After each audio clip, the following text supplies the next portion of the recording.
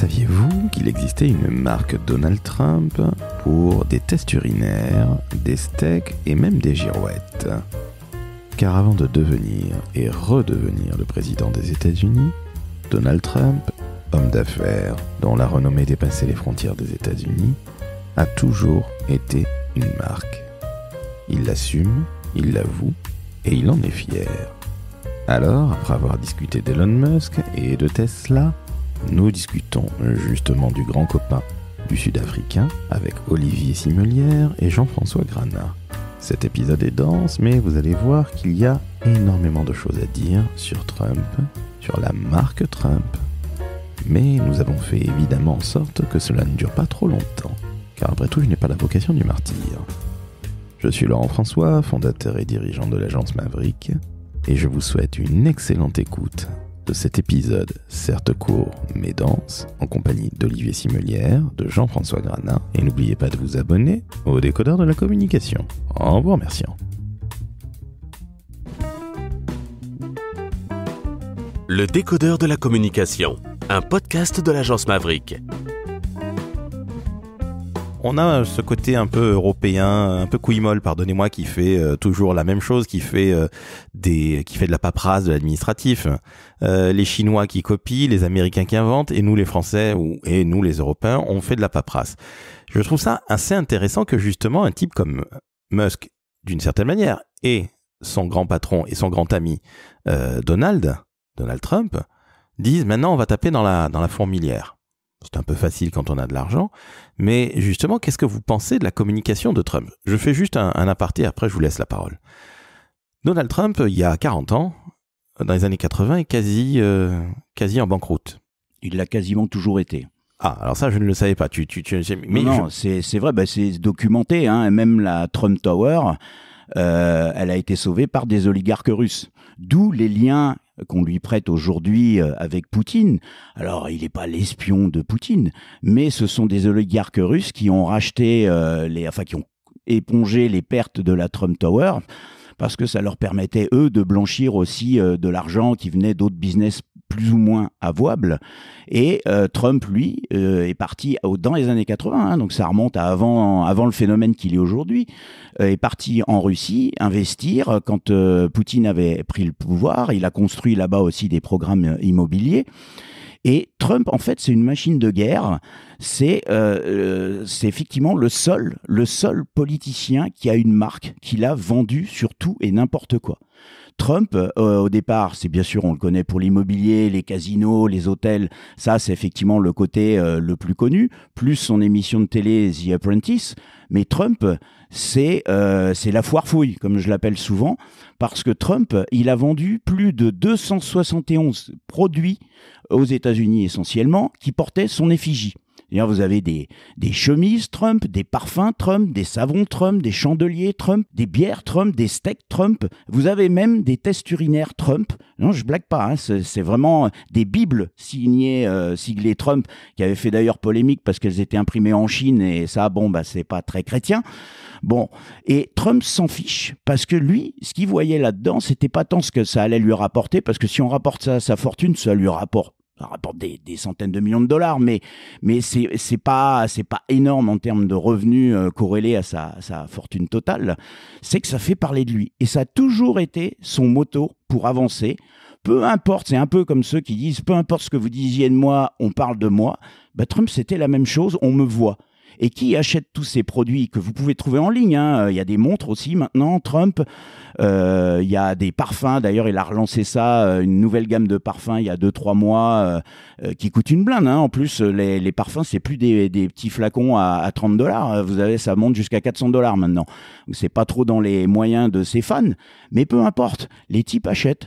Et il a construit cette présence visuelle comme ça. Alors ça nous parle moins, nous Européens, parce que c'est quelque chose qui se pratique pas. Le marketing politique américain était quand même très différent du marketing politique européen. Et Trump, lui, il a poussé l'exercice jusqu'au bout. C'est-à-dire que c'est sa marque. Il est une marque et il s'en sert pour tout, y compris maintenant en géopolitique. Mais justement, je reviens à ces années 80, il est en banqueroute, je ne savais pas qu'il était en quasi-banqueroute permanente, et il dit à un moment au banquier, « Ok, très bien, je ne vais rien toucher de ce qu'il y a à vendre, mais par contre, je veux que vous valorisiez la marque.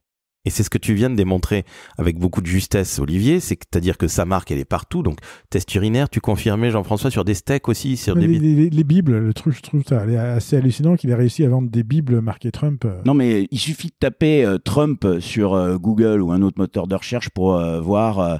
Il a un site dédié où il vend des montres. Il a un site dédié où il vend des habits. Donc t-shirts, enfin toute la gamme que vous pouvez imaginer. Et il a un site où il vend des baskets, donc des sneakers, des trucs comme ça, qui sont chers aussi, parce que c'est 200 € la paire. Et enfin, il a un site qui là vend un peu de tout. C'est un peu les Galeries Lafayette. Donc il y a de la déco, il y a des produits ménagers, il y a des produits d'hygiène, il y a des trucs pour le jardin, il y a même une girouette Trump. Donc c'est pour vous dire. Et le type, c'est une manière de faire parler de lui et de rester dans la mémoire aussi, parce que ceux qui achètent ça, ils sont contents, ils valorisent, ils sont contents d'afficher leur soutien politique. Jean-François, justement, les affres de la marque Trump, c'est quoi selon toi ? C'est une communication qui est, comme le disait Olivier, qui est basée uniquement sur l'outrance. Donc l'idée, c'est d'exister en permanence. Et donc la façon d'exister en permanence, c'est d'être tout le temps outrancier, d'être dans des positions qui sont extrêmes, de façon à ce qu'on parle de lui. Et donc, comme le disait Olivier, peu importe ce que vous dites de moi, l'essentiel, c'est que vous parliez de moi. Et c'est une communication qui est tout le temps basée là-dessus. C'est vrai, l'outrance fait partie du pitch, mais il n'y a pas que. Ils vendent du rêve. C'est-à-dire qu'il donne l'idée à plein d'Américains que lui, parce qu'il joue aussi la légende, je suis parti de pas grand-chose, alors que papa avait quand même déjà construit pas mal de choses. Et papa, d'ailleurs, avait tellement confiance dans Fiston qu'il lui avait filé la gestion d'un condominium le plus pourri parce qu'il n'était pas sûr que son fils arrive. Ça, on le voit dans le film qui est excellent en demeurant, The Apprentice, qui est sorti au mois d'octobre 2024. Je conseille ce film sur les jeunes années de Trump et comment il est monté justement et il a construit ça. Et son truc, c'est de vendre du rêve, de montrer à n'importe quel Américain que s'il se retrousse les manches, s'il y va, si en fait il ose, tout simplement, il va faire du fric. C'est The American Dream, c'est le rêve américain, ce que nous n'avons jamais eu, hein. Nous sommes dans la méritocratie, soi-disant. Mais les Américains te le disent, l'avantage qu'on a, c'est que si on se retire les doigts du cul, on va pouvoir y arriver. Je rappelle que Trump, son vieux lui a quand même filé $1 million pour qu'il se lance. À $1 million de l'époque, je pense que ça vaut nettement plus qu'aujourd'hui. Je trouve que c'est plutôt pas mal, hein. Je ne sais pas, comme si nos parents nous donnaient 10 €, lance-toi mon fils. C'est un peu compliqué, c'est pas tout à fait la même. Mais toi, Jean-François, qu'est-ce que tu en fais comme analyse ? Parce que certes l'outrance, mais je pense qu'il y a une véritable intelligence, parce qu'on ne peut pas réussir en étant uniquement outrancier. Je pense que ce type-là a un vrai sens du business. Il sait très très bien où il va. C'est un animal peut-être politique, mais c'est avant tout un animal business et il gère son pays comme un business. La preuve en est. Obligation d'arrêter cette putain de guerre qui est non loin de chez nous en Ukraine. Pour quelle raison ? Il n'a rien à secouer des Ukrainiens. Enfin, il fait des coups plus que gérer, parce que gérer, ça suppose avoir une vision.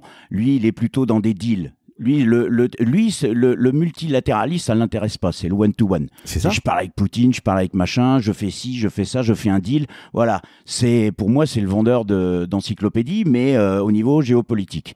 Il a d'ailleurs retiré les États-Unis de toutes les associations multilatéralistes. Enfin, donc, voilà, oui, USAID, il a raboté tous les budgets recherche auxquels contribuaient les États-Unis, parce que ça ne l'intéresse pas. C'est pas du business, ça rapporte pas. Et c'est un homme qui est tout le temps dans comme tu disais, dans le deal. Donc de faire des deals et d'écraser les autres en fait. Oui. Il est tout le temps dans l'outrance et dans la volonté de gagner tous ces deals. Et on sait qu'aux US c'était un très mauvais payeur, hein, par exemple. Il valait mieux se faire payer en avance que d'attendre que les travaux soient finis pour envoyer son devis, sa facture, parce qu'il ne payait absolument pas. Enfin voilà. Et on retrouve, à l'échelle plus petite, c'était un petit peu le Bernard Tapie qu'on a eu en France, qui était exactement aussi dans la communication très, très outrancière, un businessman dans une communication très outrancière. Tapie, il avait tout essayé, il avait fait de la chanson. Vendeur de postes de télévision, il rachète après tout un tas de boîtes qui n'avaient rien à voir les unes avec les autres, des piles, des balances.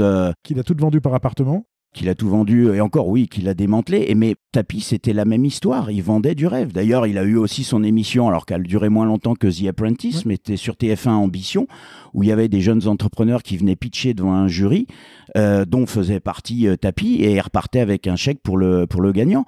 Tapi, alors avec peut-être un peu moins d'outrance chez Tapi et puis un positionnement moins extrémiste parce qu'il était, on va dire, plutôt au centre-gauche, puis parce que le pouvoir en place à l'époque, c'était François Mitterrand. Mais Tapi, c'était quelqu'un qui, pareil, était dans le deal permanent, qui cherchait pas à avoir une vision. Et sauf que Adidas l'a plombé parce que là, il s'est attaqué à trop gros pour lui. Ouais, et puis Trump a aussi une vision qui est très... du coup, comme c'est un homme d'affaires, je pense qu'il a une vision qui est très court-termiste et pas de vision long terme. Donc, je pense que c'est ce qui est inquiétant d'abord pour une entreprise, puis je pense pour un pays encore plus. Sur ce court-termisme vis-à-vis de la guerre en Ukraine, qui nous fait quand même relativement peur depuis 3 ans. Alors, c'est pas tant Volodymyr Zelensky, mais c'est plutôt l'autre, Vlad Poutine, qui nous fait peur. Et ce que je trouve intéressant avec Trump, c'est peut-être la seule chose que je trouve intéressante chez cet homme-là, c'est que justement ce côté mec qui fait des coups, mec qui fait des deals, ce que vous avez dit très justement, et non pas de la gestion à long terme, donc mea culpa, ce type-là, il dit en fait la guerre, ça coûte trop cher. Ouais, la guerre en Ukraine, il a dit j'arrêterai la guerre en Ukraine en 3 jours. Oui, Voilà. bon, Donc là, on parlait de faire des deals. Ce qui est en plus dingue, c'est que, et c'est là où on voit qu'il ne maîtrise pas ses dossiers sur le fond, il dit la guerre coûte trop cher. Or, qui a fourni des armes depuis des paquets d'années? C'est l'industrie américaine, le complexe militaro-industriel, et qui en vit très très bien, notamment là sur les fameux F-35, alors qui posent problème parce que soi-disant il serait la prise de contrôle de l'armée américaine pourrait se faire sur ces avions si les plans de vol ne correspondent pas.